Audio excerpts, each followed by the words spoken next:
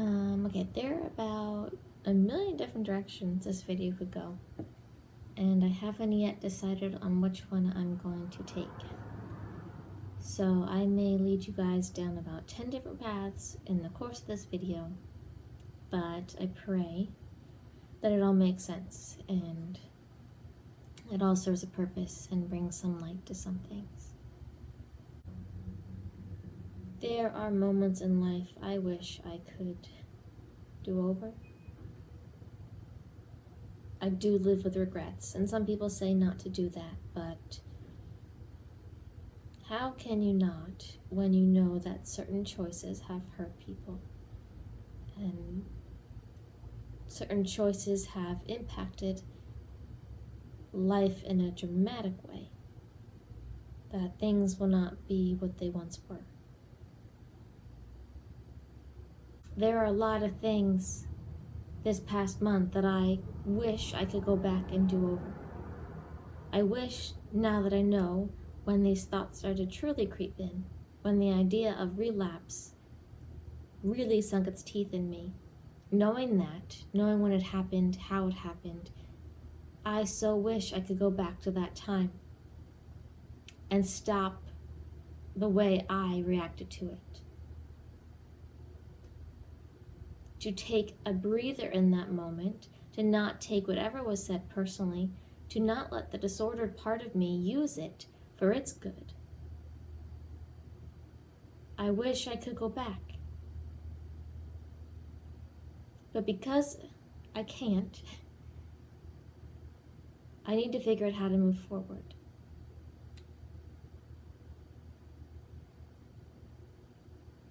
It's hard when I know that one decision, that one choice that I made on December 31st, what damage that did in the month after. It's hard to see that because of that choice, how many other choices followed, how many other temptations I gave into, how many times I said yes to things when I should have said no, and said no to things when I should have said yes.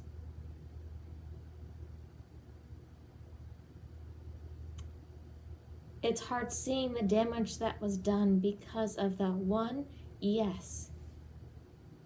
Back to the disorder. Coming in agreement with those thoughts again. The wall that I built because of that, so high.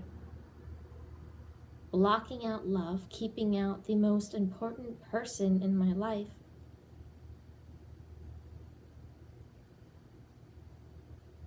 Because of one choice. So I can't sit here and not regret that choice. I can't look at what has been done in the past month and not wish I did not say yes. While I trust that God will give purpose to that pain, while I trust He will use this bad for the good, it does not make it any easier. I found myself in this identity crisis this past month, where I was not where I once was, but yet not where I want to be or am called to be. And I'm living in this middle ground, so unsure of how to do that, of how to dwell in this place of unknown, in this place of not what was, but not what will be.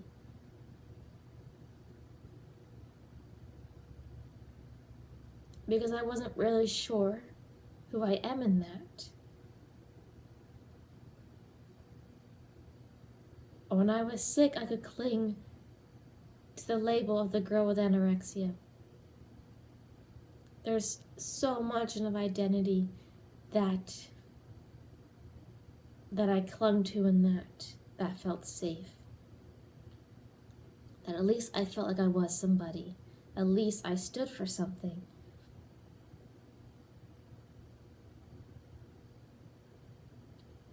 And I know there's a name that I'll have in the future. And I trust that.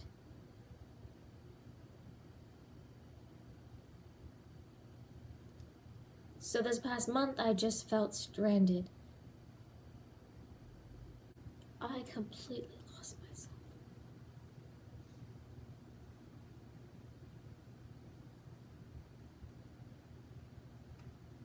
That's one of the worst feelings.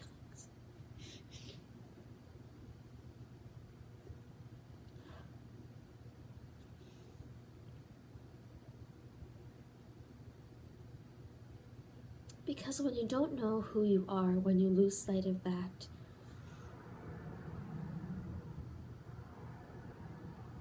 you grasp at anything to try to create an identity.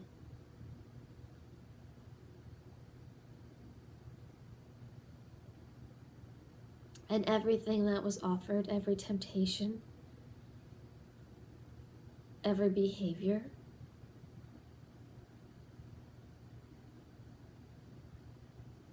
I grabbed. To the point yesterday where I looked at myself in the mirror and had no idea who I was. I had no idea who I was looking at. I had no idea what I was doing.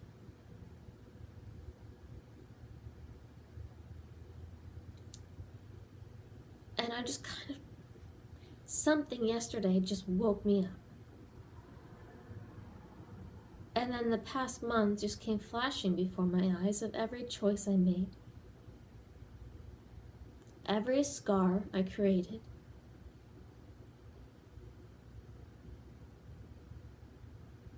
Every heart I hurt. And every person I pushed away. And every wrong decision I made. All of it started piling up. And I had this moment where I could not believe I did some of the things I did. And I had no idea who did them. Because surely Jenna could not have done that. She's not like that. She wasn't created that way. But yet I did. I made those choices. I said yes to things that I should have said no to.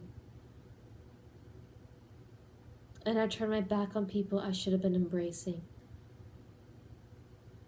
And I shut down when I should have been opening up. And I ran to the wrong things, hoping it would give some relief and answers, when all it did was create more confusion and more pain. You get to a point where you get so deep in it, so entrenched in it, that it takes up every space in you, that it covers up so much of your authentic self that you can no longer see what you're doing, where you know what's happening but you don't know how to stop it. And that's where I found myself, and I was just randomly making decisions, not thinking of consequences, reacting in the moment, reacting out of irrational anger over things that did not warrant it, getting highly defensive of the disorder, and anything that tried to take it away was in my way and was not going to stand a chance. And I got so focused on one thing, on trying to get the disorder back, on trying to live in that world again. And I was going to stop at nothing.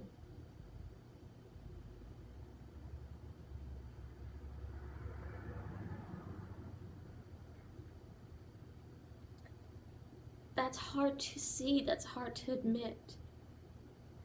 It's really hard to realize that the disorder still ranks in priority among other things in life, where my loyalty still goes to it first, and that's hard. That's hard to say, that's hard to see. But I have to admit that I have to get that out. It's truth.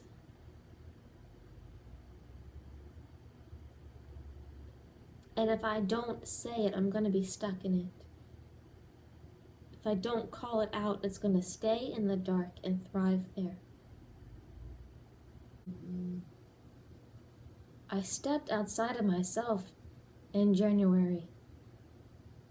I stepped out of spirit and straight into flesh. And if there's one thing I can tell you, never try to create your identity out of flesh. Because it is there where temptation is the strongest, where the thoughts are the loudest, where behaviors are celebrated,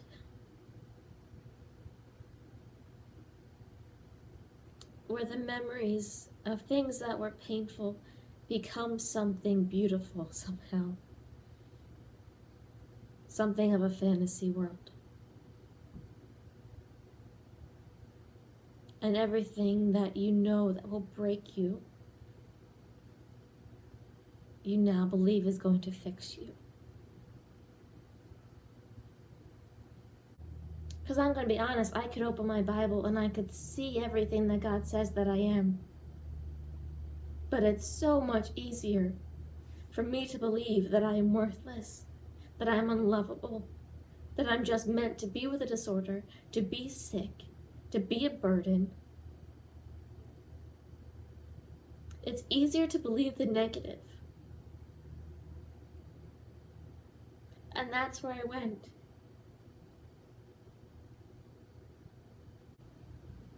I've made a lot of mistakes. A lot.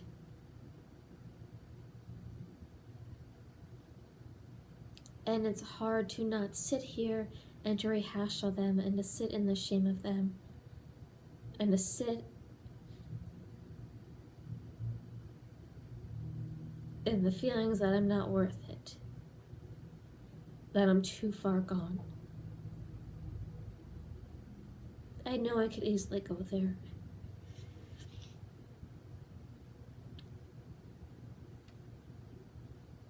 But it's not over. Just because certain things happen, just because certain choices were made, it does not mean that it's over. It does not mean that this is where I give up.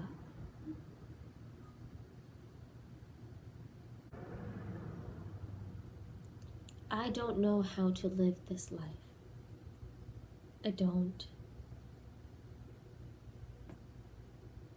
And I have to be okay with that right now. I have to be okay with where I am.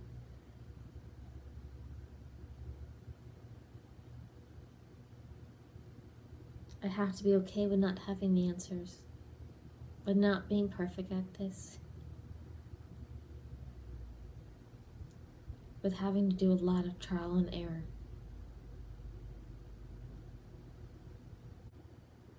So where does this leave me? Where do I go from here? Everything's uncovered now.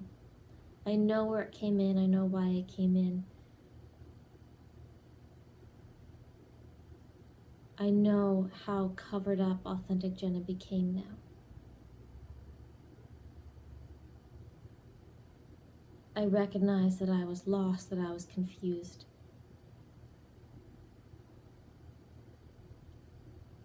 I recognize that it's time for me to be found again.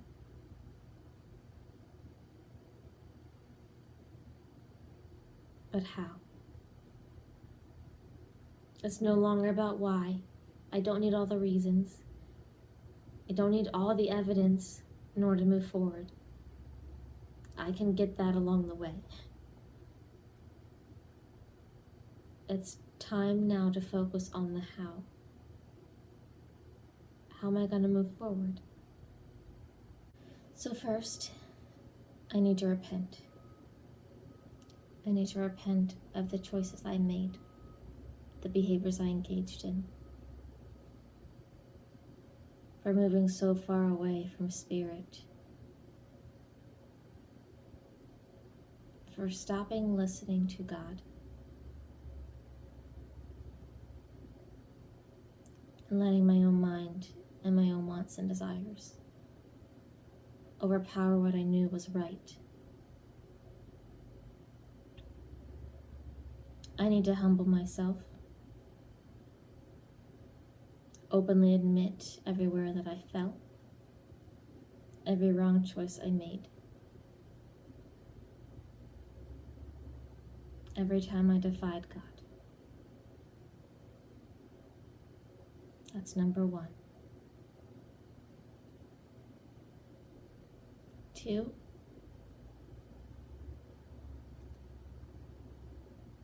rock bottom, it offers you a choice. I can stay down or I can rise. So now I have to choose what to do. Where do I want to go? I thrive off of choices. I don't do well if one is taken away. Even if I know that I shouldn't take one path, I need that path to exist so I can make that choice to choose one or the other. There's power in that. There's something that happens when a choice is offered and you make it, that empowers, that transforms, that moves you.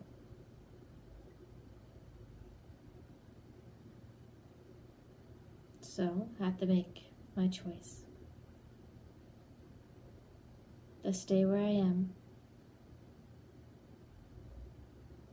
to start losing things for the sake of the disorder, or to move forward.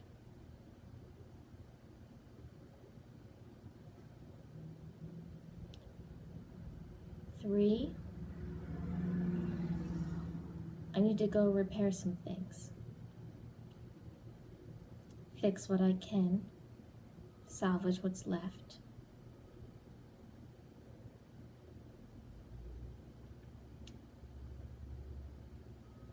And see what it means from here on out.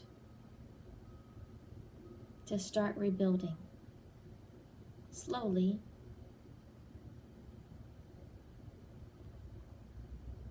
To not put a time frame on things and not put expectations. But just start taking one step each day. With the trust in God, with the faith, with the hope that I'll get back to that Jenna who was authentic, who was alive.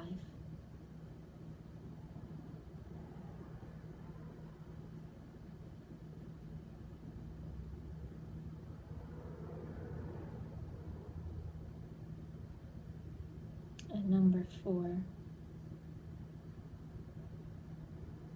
it's time to start letting the light in again.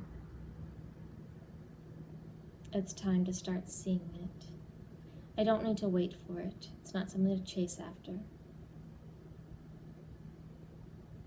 I won't only find light at the end of the tunnel. There's light everywhere. There's light in all the little things in this world. And I need to focus back on that. Focus back on the things that fill my soul.